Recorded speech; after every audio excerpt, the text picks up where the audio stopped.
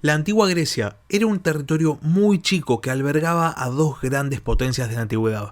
Por un lado estaba Atenas, el imperio ateniense, y por el otro lado estaba Esparta, la potencia tradicional de los griegos. La competencia entre estas dos superpotencias de la antigüedad había llevado a dos guerras, una primera guerra del Peloponeso que había tenido un resultado bastante inconcluso, y al poco tiempo una segunda guerra que va a estar dividida básicamente en dos grandes fases. Por un lado, la guerra arquidámica, de la cual hablábamos la semana pasada, en la cual Esparta y Atenas se enfrentan y al final no se terminan sacando ventaja. Hay victorias para los atenienses, hay victorias para los espartanos, y por esto la contienda termina con una paz que retomaba el status quo. Ahora bien, como hablábamos la semana pasada, el status quo era lo que había traído el conflicto en un primer momento, porque el status quo implicaba una situación muy incómoda para dos grandes superpotencias de la antigüedad en un territorio muy chico. Por ese motivo era más que probable que se desatara un nuevo conflicto. La pregunta era, ¿hasta qué punto iban a poder resistir Atenas y Esparta y cuál se iba a quebrar primero? Sean bienvenidos a La Barba Roja de Barba Roja, un espacio para hablar sobre curiosidades de la historia.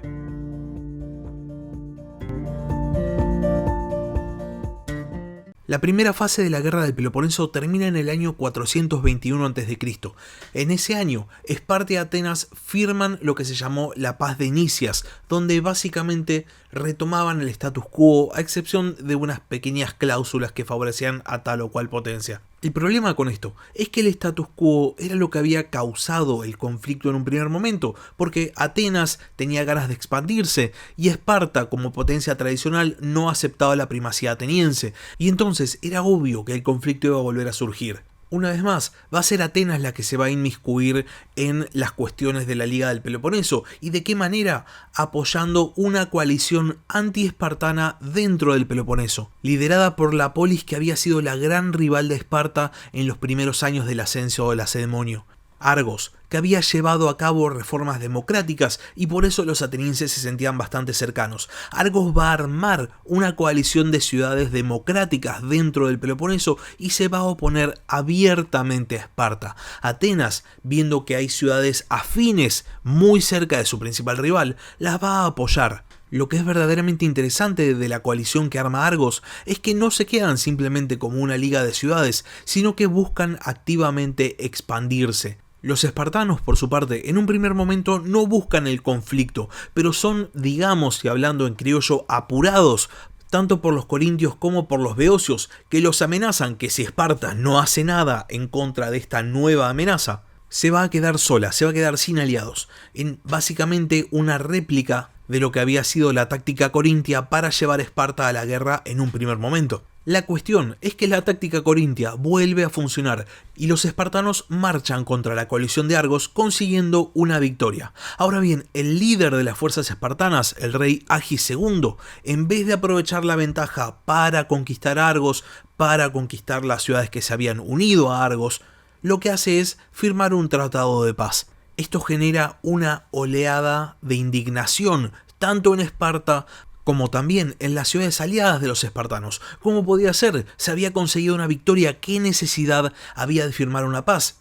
Agis II no tenía ganas de proseguir con el conflicto, pero lo que va a pasar a continuación le va a demostrar que la firma de un tratado había sido definitivamente la decisión equivocada. Para empezar, esta oleada de indignación va a causar que Agis II caiga en desgracia y hasta se van a monitorear todas sus decisiones de la política exterior espartana. Y para colmo, la coalición de Argos lo que hace es capturar la ciudad de Orcómeno. Los argivos y sus aliados deben haber sentido que podían hacer cualquier cosa, podían hacer lo que quisiesen, y que los espartanos no iban a hacer demasiado esfuerzo por detenerlos. Y por este motivo, después de tomar Orcómeno, ponen sus ojos en Tegea, una ciudad que controlaba el acceso a la Lacedemonia.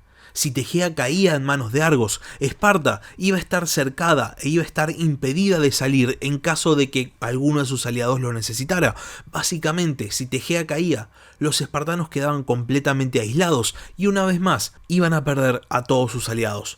El rey Agis II sabía que tenía que actuar y sabía que tenía que hacerlo pronto, y por eso se moviliza para enfrentarse a las fuerzas de la coalición de Argos y se reúne con algunas tropas de aliados arcadios. Sin embargo, el número no era suficiente, y más teniendo en cuenta de que Atenas también estaba apoyando a la coalición de Argos, y por eso Agisegundo en un primer momento frenó para esperar a sus aliados, para esperar a los corintios, para esperar a los beocios. Había que derrotar al ejército enemigo en un solo combate, para que no hubiese riesgo de que se iniciase una nueva guerra que durará décadas. Sin embargo, los corintios y los beocios no pueden llegar a apoyar a las tropas de Agisegundo, porque para pasar a Lacedemonia tenían que pasar por territorio enemigo. Y Agis, viendo que las tropas aliadas no llegaban nunca, decide pasar a la ofensiva e invade los territorios de la ciudad de Mantinea, una de las ciudades que formaban la coalición de Argos. En estos territorios se encuentra con el ejército de la coalición y, más allá de no contar con sus aliados corintios y beocios, decide enfrentarse a sus rivales y los derrota completamente, en lo que se conoce como la batalla de Mantinea. Esta victoria no solo es muy importante porque frena de raíz las ambiciones expansionistas de Argos, sino también es muy importante porque restaura el prestigio de las tropas espartanas. Los espartanos habían recibido un golpe enorme a su prestigio en las batallas que habían perdido en la primera parte de la guerra del Peloponeso, en la guerra arquidámica, y por este motivo, para el momento de la batalla de Mantinea, y aunque ustedes no lo crean, los espartanos eran tildados de cobardes. Sin embargo, la actuación del rey Agisegundo restaura completamente el prestigio de Esparta. Los argivos, por su parte, habiendo sido completamente derrotados por los espartanos una vez más, se comprometen a devolver la ciudad de Orcómeno, se comprometen a abandonar su alianza con Atenas y se comprometen a aliarse con Esparta. Mientras tanto, en Atenas no se prestaba demasiada atención a lo que estaba pasando en el Peloponeso porque los atenienses tenían sus propias preocupaciones. En el año 415 a.C. había llegado a Atenas la noticia de que Segesta, una ciudad aliada de Atenas en Sicilia, había entrado en guerra con Selinunte.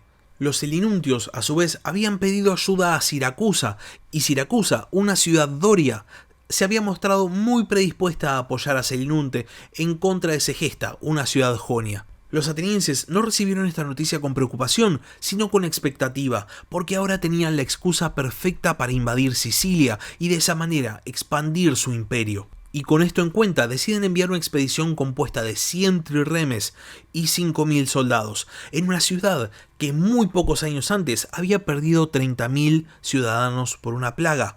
La cuestión es que cuando los atenienses llegan a Sicilia, los siracusanos medio que estaban en un estado de negación.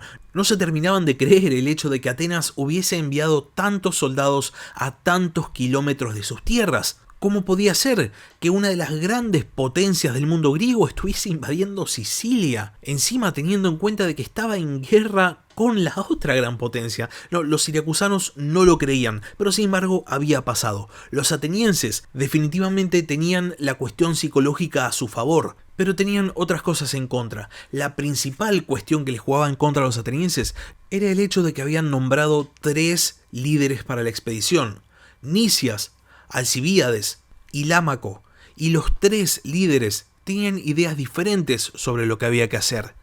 Nicias decía que había que hacer una simple demostración de fuerza y volver a Atenas, básicamente decir: miren, vinimos, podemos venir cuando queramos, así que no hagan nada en contra de nuestros intereses. Alcibíades, por otro lado, pensaba que había que generar revueltas contra Siracusa, que era el poder principal dentro de la isla. Y por último, Lámaco pretendía atacar directamente a los siracusanos, no esperar a ningún tipo de enfrentamiento previo ni nada por el estilo. Finalmente, Alcibíades va a ser llamado de vuelta a Atenas para ser juzgado por un crimen, pero en el trayecto se va a escapar y va a terminar refugiado en Esparta.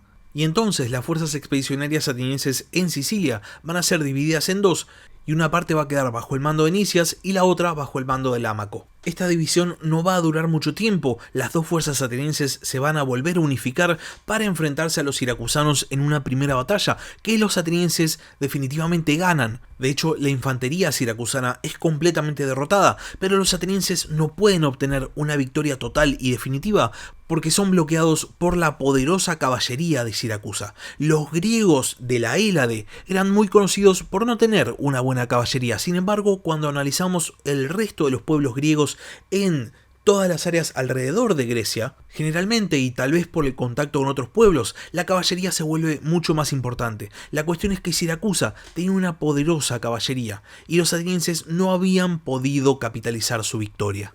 Para colmo, y posiblemente una vez más causado por la división en el mando ateniense, los atenienses no terminan decidiendo qué hacer después de ganar en el campo de batalla. Había que asediar directamente a Siracusa, había que retirarse y pasar el invierno en otro lado. Finalmente deciden ignorar el hecho de que acaban de conseguir una enorme victoria y se van a pasar el invierno a otra parte de la isla que no le era hostil.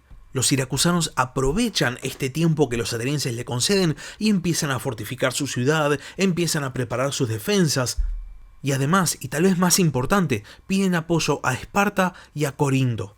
Cuando la petición de ayuda llega a Esparta, Alcibíades aconseja a los espartanos que ayuden definitivamente a Siracusa, porque si Siracusa caía, el siguiente paso para los atenienses era conquistar la Lacedemonia. A su vez, Alcibíades también aconseja a los espartanos que tomen la fortaleza de Deselia en el Ática y la fortifiquen para empezar a llevar la guerra a Atenas. Había empezado ya la segunda fase de la guerra del Peloponeso.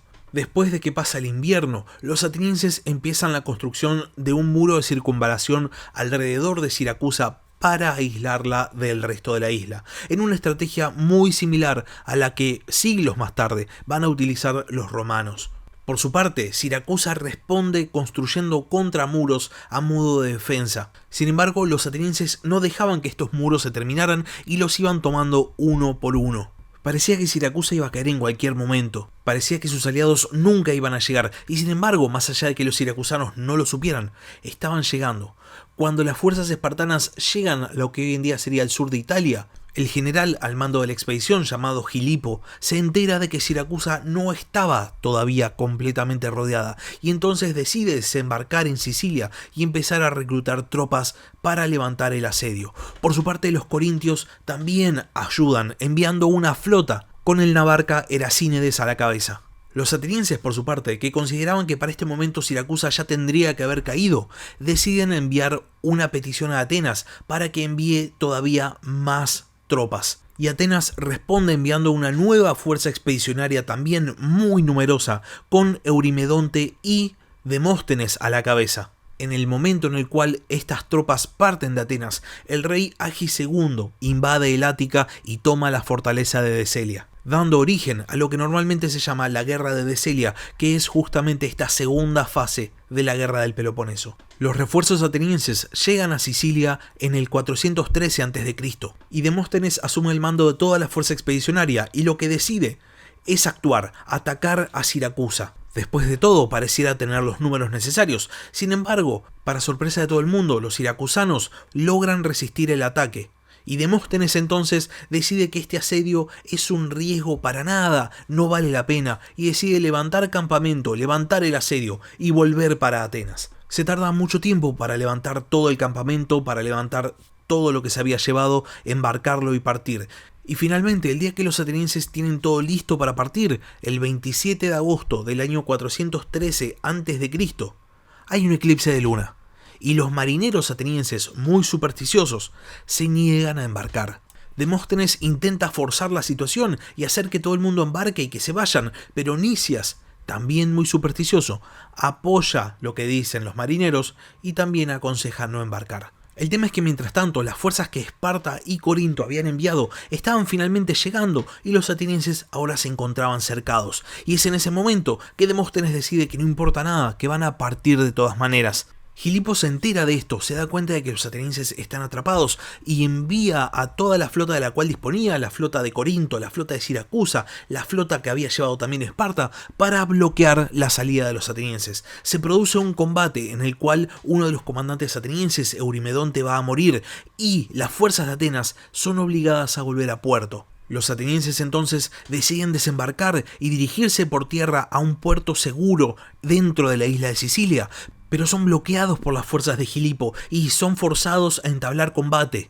Las fuerzas de Atenas son totalmente derrotadas por las fuerzas espartanas. Es una debacle en toda regla. Los sobrevivientes, los pocos sobrevivientes de la fuerza ateniense, van a ser capturados y van a ser vendidos como esclavos. Cuando la noticia llega a la Hélade, la conmoción es total en Atenas. Una enorme parte de sus fuerzas terrestres había sido totalmente destruida. Por su parte, una gran cantidad de aliados de Atenas o de miembros del Imperio ateniense aprovechan la debilidad de Atenas y se rebelan. La debacle es completa. Los espartanos en Deselia aprovechan y liberan masivamente a 20.000 esclavos atenienses, uno de los pilares fundamentales de la economía de la Polijonia. Parecía que la guerra del Peloponeso ya estaba decidida y se había decidido todo en Sicilia. Para Esparta, la destrucción de la fuerza expedicionaria ateniense significaba que ya habían ganado la guerra. Ahora había que capitalizar la victoria, había que invadir todo el imperio ateniense. Tenían la supremacía naval, tenían la supremacía terrestre. Sin embargo, tanto Corinto como Siracusa tardan un tiempo enorme en llevar su flota al mar Egeo, y por este motivo Atenas tiene tiempo para recuperarse. Los atenienses se van a tener que replantear un montón de cosas, y una de las cosas que se replantean es su propio gobierno, y encaran una serie de reformas. Para empezar, lo que van a hacer es crear un consejo de ancianos, una institución con raíces en el gobierno oligárquico ateniense, y ya en este momento empezaban a alejarse de la democracia. Atenas tenía que apurarse con las reformas y tenía que apurarse con la recuperación, porque no solo Siracusa y Corinto estaban enviando flotas, sino también la potencia dormida del Egeo, el imperio persa, que ahora estaba apoyando activamente a Esparta, con la cual había firmado un tratado. Los espartanos se habían acercado a los persas para pedirles financiamiento y para pedirles una flota, y los persas habían aceptado. ¿Por qué? Porque consideraban que los atenienses se habían inmiscuido en temas que no le correspondían en Asia Menor y que por ende habían violado la Paz de Calias, este tratado entre el imperio ateniense y el imperio aqueménida. Los persas entonces aprovechaban la situación desesperante de Atenas para apoyar a su principal rival. Sin embargo, de la misma manera que Siracusa y Corinto se habían tardado en llevar su flota al Egeo, los persas también habían tardado en entregarle la flota a Esparta, y por eso Atenas todavía no había caído, pero de vuelta tenían que apurarse, tenían que encarar todas las reformas que necesitaran y lo tenían que hacer ya. Para colmo, Esparta utiliza el financiamiento persa, utiliza el oro persa para empezar a fomentar rebeliones dentro de la Liga de Delos. La situación desesperante de la política exterior termina causando una crisis política a gran escala en Atenas, y la democracia va a ser derrocada por un golpe de estado que va a instaurar un gobierno oligárquico. Finalmente es este nuevo gobierno ateniense el que va a pasar a la acción, y en el año 411 a.C., la flota ateniense en Samos se va a enfrentar a la gran flota del Peloponeso, no consiguiendo una victoria, pero al menos tampoco siendo derrotada. Alcibíades, que había vuelto a Atenas para apoyar el golpe de estado oligárquico, asume el mando de las fuerzas atenienses y va a recuperar las ciudades de Bizancio y Calcedón, asegurando la llegada de grano a Atenas. Cuando regresa a la Polijonia en el año 408 a.C., es recibido como un héroe. Parecía que los atenienses se habían recuperado, parecía que habían podido hacer pie y ahora podían enfrentarse de vuelta de igual a igual contra todos sus enemigos. Sin embargo, para este momento, los atenienses ya habían perdido la guerra, solo que todavía no lo sabían. Atenas ya no contaba con los números suficientes como para enfrentarse a Esparta y sus aliadas, y encima para enfrentarse al financiamiento del imperio persa. Sin embargo, los atenienses por ahora podían seguir resistiendo, porque seguían contando con la supremacía naval y por ende podían abastecerse de todo lo que necesitaran desde todos los rincones de su imperio o inclusive más allá. Atenas estaba bastante confiada con este hecho porque Esparta no era una potencia marítima y no tenía líderes capaces. Sin embargo, para este momento asume el mando de la flota espartana Lisandro, quien consigue una gran victoria naval contra Atenas en la batalla de Notio. Esta derrota hace que Alcibíades caiga nuevamente en desgracia y se impone un autoexilio, se retira. Atenas se va a recuperar una vez más y va a derrotar a la flota espartana en la batalla naval de Arginusas. En esta batalla Esparta pierde 70 barcos y Atenas pierde solamente 25. El problema es que los números ya no le daban a Atenas y cualquier pérdida era enorme, y como la victoria no es total, se genera en Atenas una nueva oleada de indignación y los responsables de la victoria son llevados a juicio y son ejecutados. Atenas se quedaba sin sus mejores comandantes navales en un momento en el cual su flota era lo más necesario. Lisandro aprovecha este momento para zarpar hacia el Helesponto, para recapturar Bizancio y Calcedón. La idea de Lisandro era muy simple: privar a Atenas del comercio de grano y dejar que la ciudad se muriese de hambre hasta que los atenienses se rindieran. Los atenienses se enteran de este movimiento y deciden enviar a toda su flota a intentar combatir a la flota espartana. Sin embargo, cuando los atenienses, que habían sido forzados a responder, querían entrar en combate, Lisandro simplemente negaba la posibilidad de combate y se retiraba. Esto ocurre durante 4 días, y al cuarto día llega a la flota ateniense Alcibíades, que sugiere a los comandantes de la flota de Atenas que vayan a reabastecerse a Sesto. Sin embargo, el comandante de la flota, Conón, no solo no acepta el consejo de Alcibíades, sino que también lo echa, le dice que se vaya. Lo interesante es que al día siguiente, al día 5 de este intento de enfrentamiento por parte de los atenienses, Conón decide ir a Sesto a aprovisionarse, y en el momento en el cual toda la flota ateniense había desembarcado para buscar provisiones, aparece en el horizonte la flota espartana con Lisandro a la cabeza, y se da inicio a lo que se llama la batalla de Gospótamos, que en realidad de batalla no tiene nada. Lisandro aprovecha el hecho de que todas las tropas atenienses hubiesen desembarcado y el hecho de que Conón no consigue embarcar a sus fuerzas para entablar combate, para capturar a toda la flota ateniense de una sola vez. Para Atenas, esto es el desastre definitivo. Ya no tienen nada más que hacer, no tienen fuerzas con las cuales combatir. Lisandro lo que va a hacer después es dirigirse hacia Bizancio y a Calcedón, donde va a ser recibido como un héroe, como un libertador. Las guarniciones atenienses de estas ciudades van a ser enviadas a Atenas con un salvoconducto. Lisandro quería llenar Atenas de ciudadanos porque no iban a tener alimento. Cada ateniense que estuviese en Atenas iba a agudizar la crisis de alimentos que se estaba a punto de desatar.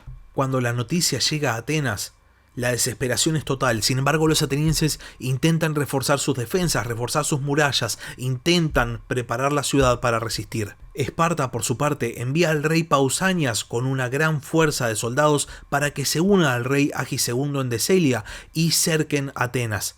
Al poco tiempo también llega Lisandro con su flota y establece un bloqueo por mar. Atenas está completamente rodeada, no tiene soldados, no tiene alimento, no tiene manera de resistir. Y entonces, en el año 404 a.C., los atenienses finalmente se rinden.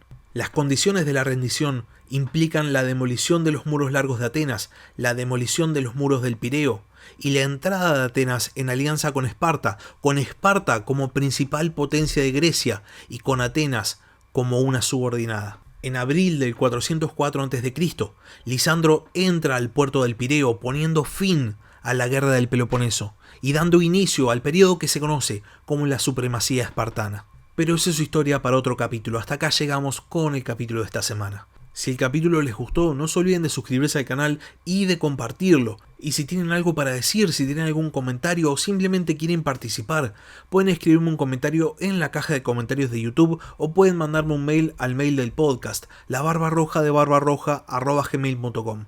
Por último, si quieren apoyar al podcast, pueden hacerlo mediante Patreon. Les dejo el link en la caja de comentarios. Muchas gracias por haber escuchado y hasta la semana que viene. Gracias por escuchar La Barba Roja de Barba Roja. Si tenés algún comentario, si tenés alguna pregunta o simplemente tenés algo para decir, podés escribir un comentario en YouTube o bien podés mandar un mail a labarbarrojadebarbarroja@gmail.com. Hasta la próxima.